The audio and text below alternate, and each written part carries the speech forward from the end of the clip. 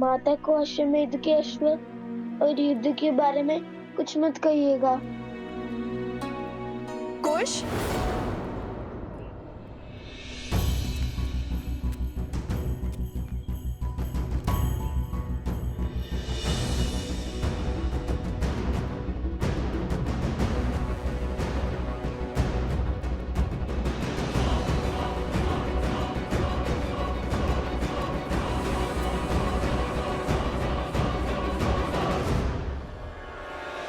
कुश, बोलो।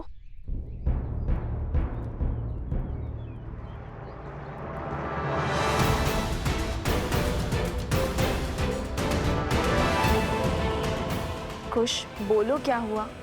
वो वन देवी,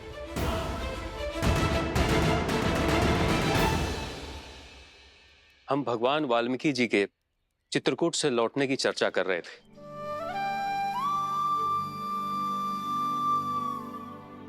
अच्छा, गुरुवर से मिलने की अभिलाषा तो मेरी भी थी, किंतु आप लौट आए, ये भी संतोष का विषय है।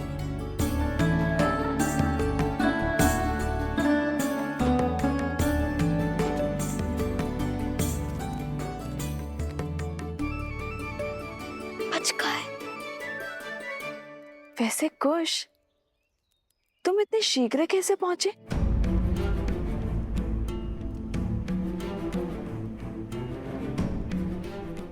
वो आपके प्रतापी पुत्र ने क्षण भर में ही वृक्ष हटा दिया था और पेड़ को भी शांत कर दिया था।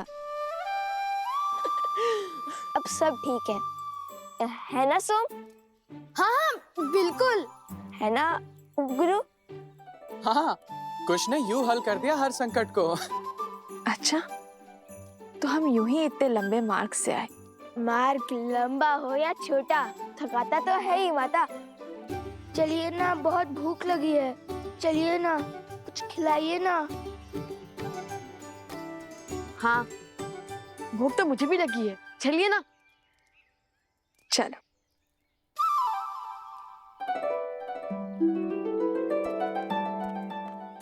भैया, मैंने तो केवल धनुष उठाया, बाण साधा और ये किया, और उससे पेड़ खत्म हो गया। ना जाने किस माया, किस शक्ति की चपेट में आ गए थे हम।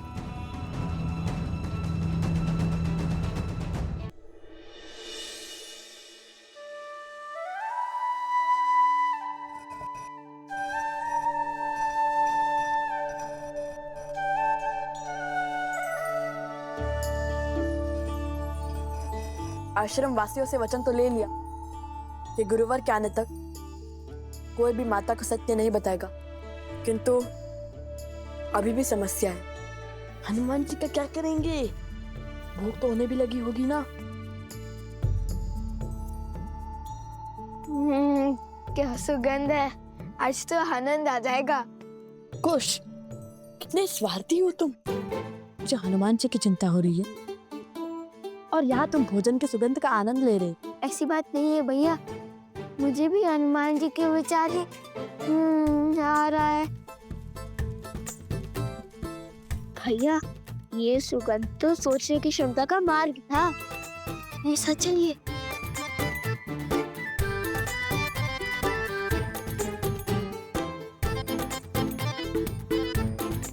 अरे कुश, रुको।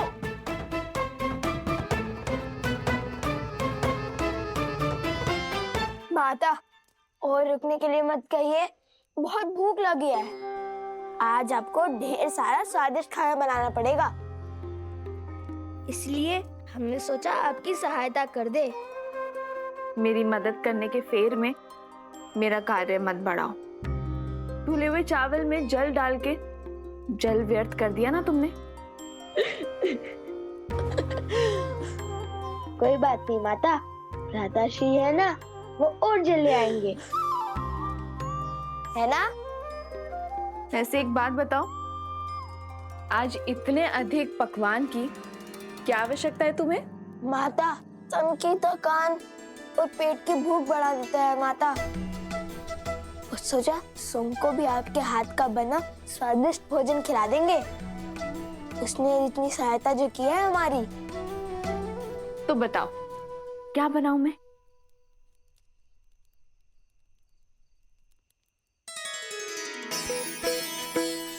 माता, मुझे तो अनेक वस्तुएं प्रिय हैं, जैसे कि खीर, मालपुआ, दही, मक्खन, केले, लड्डू। हाँ माता, जैसे खीर, मालपुआ मालपुआ। अत्यधिक परिश्रम तो किए तुम दोनों ने, तो उसके लिए 2 गुना फल तो मिलना ही चाहिए। मैं दोनों बनाती हूँ।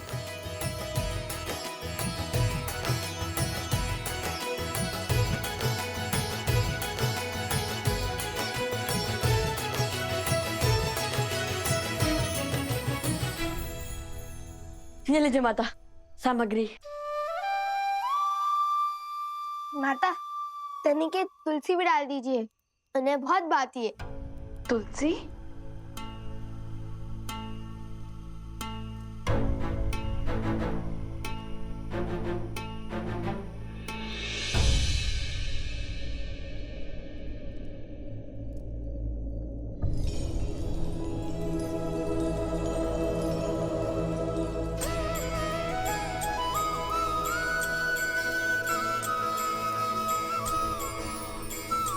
ठीक है, डाल दूंगी। अब तुम दोनों यहां से जाओ। मेरी सहायता करने से अधिक हुड़दंग मचा रहे हो। चलो जाओ।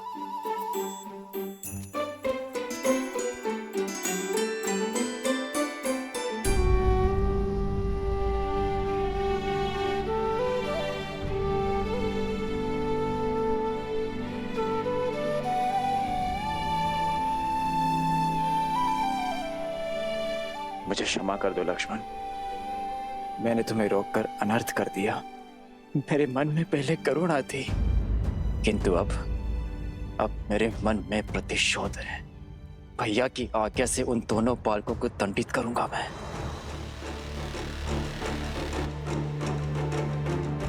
सूर्य की पहली किरण के साथ हम प्रस्थान करेंगे।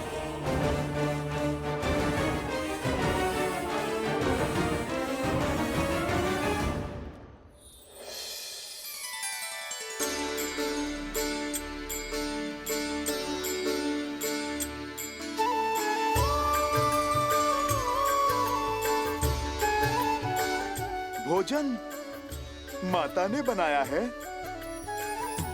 बहुत स्वादिष्ट है ना। सोमकर्ण को छका कर आए हैं।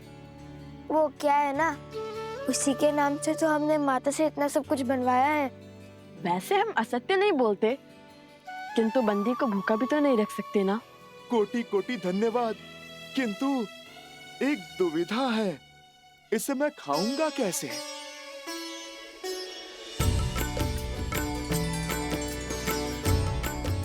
हम है ना, यदि आपको कोई संकोच ना हो तो हम दोनों आपको अपने हाथ से खिला दे। संकोच नहीं, मेरे जीवन का सबसे बड़ा संयोग है ये। स्वयं प्रभु श्री राम के क्या?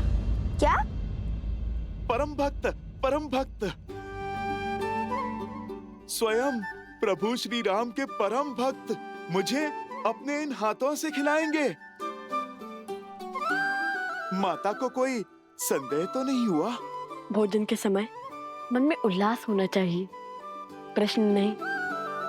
और हम दोनों की चतुराई के समक्ष किसी को संदेह कैसे हो सकता है? आप निश्चिंत होकर खाइए। हमें समय पर आश्रम भी लौटना है, अन्यथा माता को सत्य में संदेह हो जाएगा।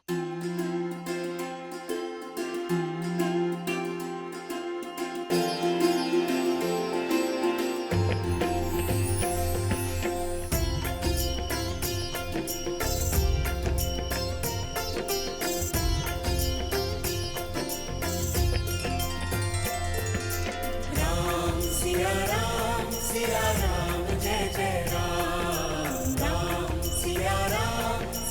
राम जय जय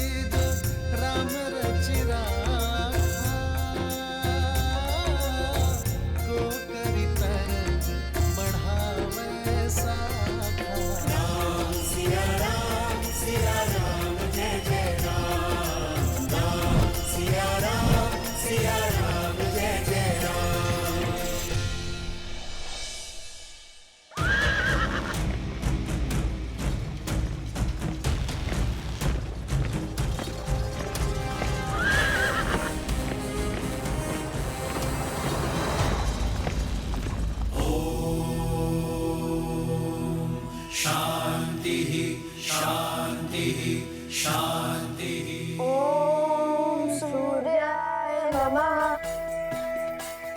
हे माता तमसा, सदा की भांति आज भी हम वन देवी के पुत्रों की रक्षा करना। मैं एक बार आपसे पुनः कहता हूँ, बात को बढ़ाने से अच्छा है एक बार बात कर लेना।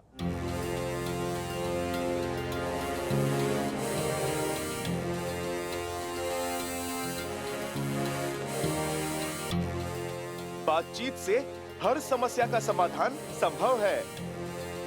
लक्ष्मण भैया के घाव मेरे प्रभु को पीड़ा दे रहे होंगे। यदि वो यहाँ पधारे और आप दोनों के कारण उन्हें कुछ हुआ तो स्मरण रहे, आप ना भगवान का क्रोध झेल पाएंगे और ना ही इस भक्त का।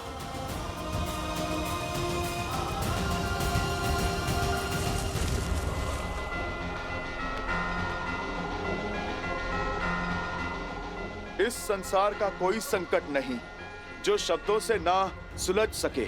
समझ गए सब समझ गए, किंतु एक बात है जो समझ में नहीं आ रही। श्री राम के भक्त को उनके विरोधियों की इतनी चिंता क्यों? जिन्होंने आपके प्रभु का अश्व पकड़ा, उनके काज में विघ्न डाला। राम काज सफल बनाने वाले हनुमान जी भला हमारी सहायता को क्यों तत्पर हैं? लवकुश मेरे ही पुत्र। आप राम काज पूर्ण करने में असफल रहे। मुझे मेरे प्रभु को कुछ समझाने की आवश्यकता नहीं है। वो तो मेरे हृदय में बसते हैं। वो मेरा मन स्वयं ही पढ़ लेंगे। किंतु आप दोनों को अब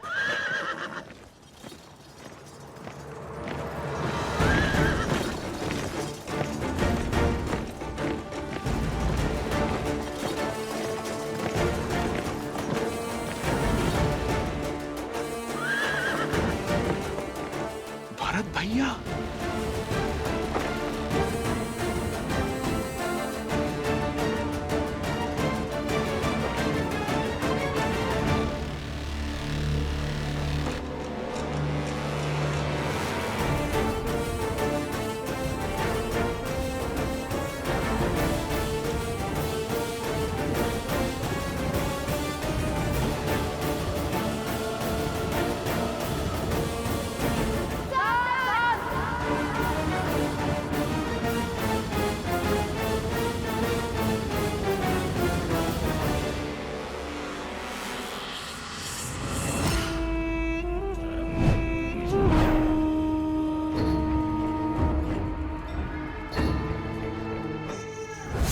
ये द्वंद्व नहीं, शुभ अवसर है जो एक साथ मेरे सारे लक्ष्य भेद देगा। सारे लक्ष्य?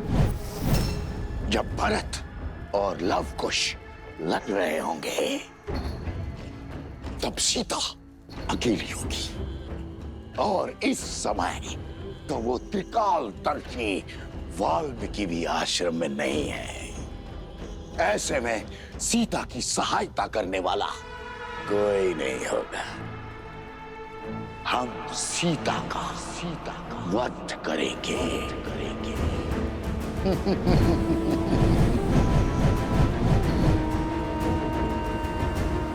और जैसे सीता देह त्यागेगी, सब कुछ समाप्त हो जाएगा और लवकुश अपनी सुध खो बैठेंगे। और तब उस क्षण का लाभ उठाकर हम अश्व को भी मार गिराएंगे। और जैसे ही राम को इस बात का बोध होगा, वो लव और कुश को अपने हाथों से मृत्यु देगा। और जब सत्य ज्ञात होगा कि उसने स्वयं अपने पुत्रों का वध किया है, तो वो ग्लानि में स्वयं को समाप्त कर देगा। किंतु इस योजना का आरंभ सीता की मृत्यु से कैसे होगा? सीता को मारने का कार्य कौन करेगा?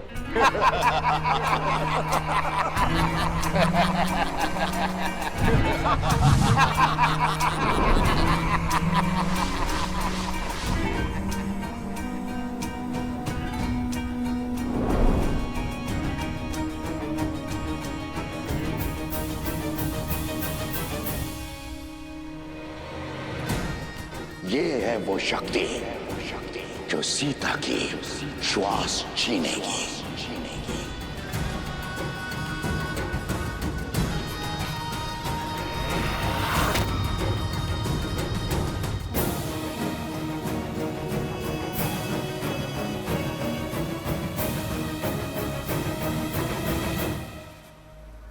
अब सुनो कि तुम्हें क्या करना है।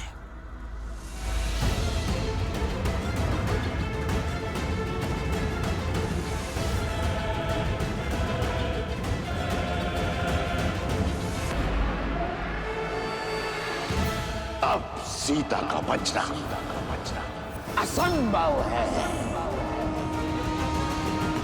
मन जानता है कि कल मुझ पर प्रहार करने वाला असुर साधारण नहीं थे, किंतु मुझे मारने की योजना कौन बना रहा है? मेरी मृत्यु से किसका लाभ होगा? अरे मेरी अंतिम श्वास में किसका हित छुपा है? ओ गुरुदेव, अनर्थ हो गया गुरुदेव, गुरुदेव।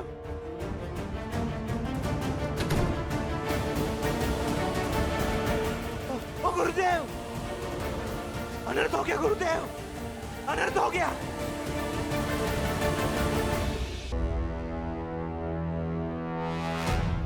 हनुमान जी, मैं मान ही नहीं सकता कि संसार का कोई भी बल आपको बांध सकता है, परंतु आप इस अवस्था में, अर्थात आप इन दोनों बालकों की मीठी बातों में आ गए।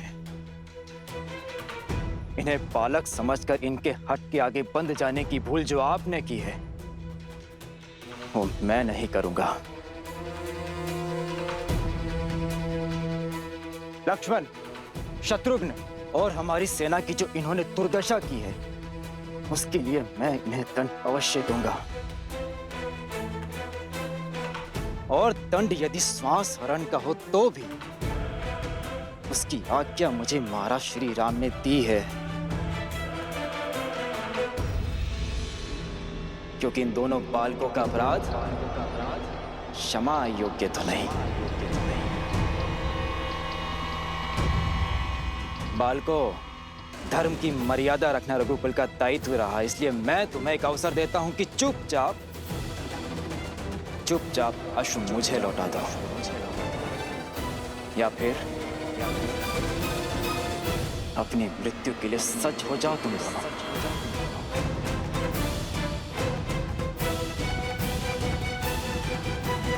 अच्छा हुआ कि आप हमें बालक नहीं योद्धा समझते हैं, क्योंकि अबोध बालक ना तो प्रभु श्री राम से प्रश्न पूछने का साहस रखते हैं और ना ही सामर्थ्य।